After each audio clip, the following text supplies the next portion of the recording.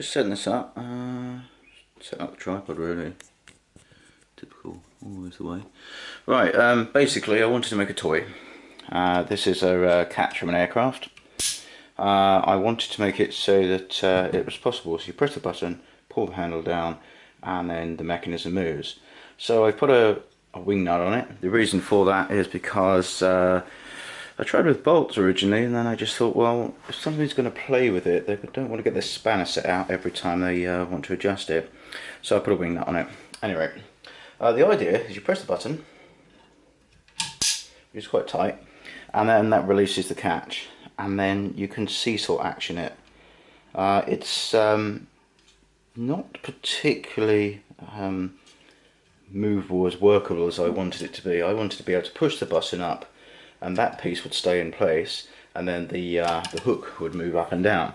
I think the only way to do that is to perhaps put a bracket here. The problem is, because this is a moving part, you wouldn't just need a bracket, you'd also need a whole mechanism to go with it. Now bearing in mind this is from an aircraft and perhaps had that mechanism originally, and I've only got these parts. So aside from perhaps trying to locate it's from a NIMROD MRA4, quite an expensive aircraft, even though they have scrapped it.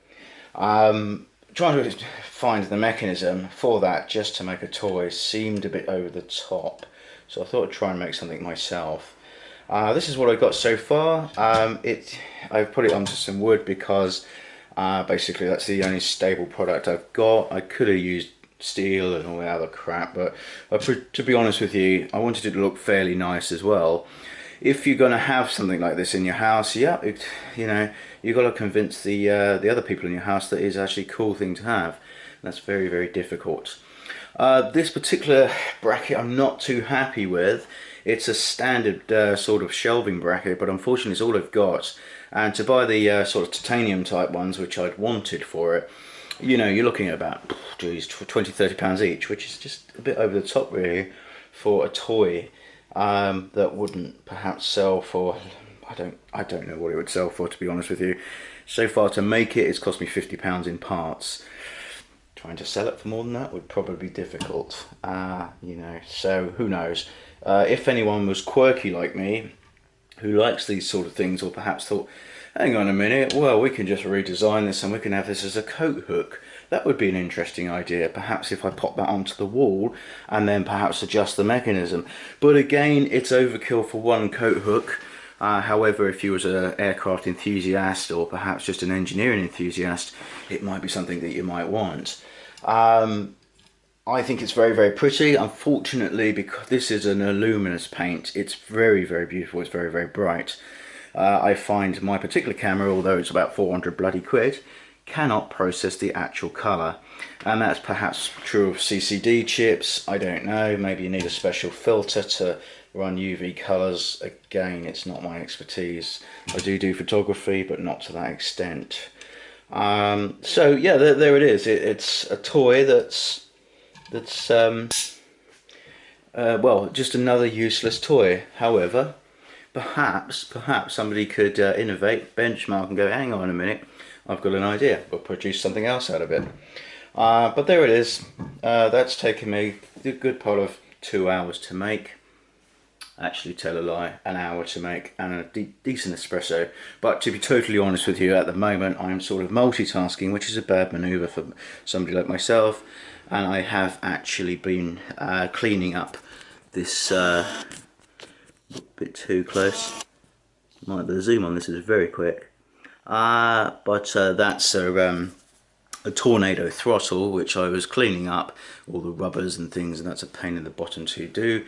I was cleaning that up in order to repaint, which is there drying on the radiator. Don't worry, it's an enamel paint, so it should dry quite quickly.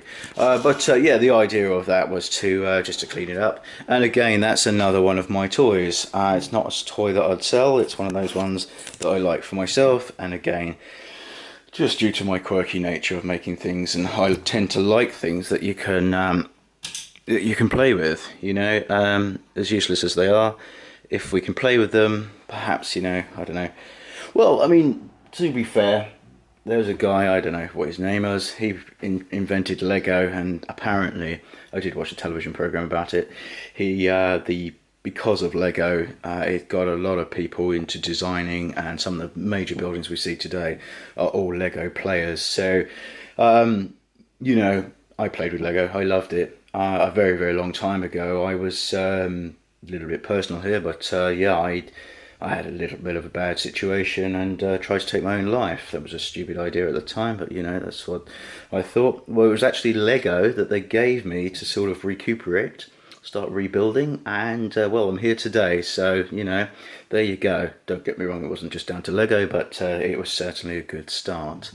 At any rate, you know, we'll leave you with that. Sorry if it's been very boring. Sorry there's no music. Unfortunately, I can't do that anymore because copyright.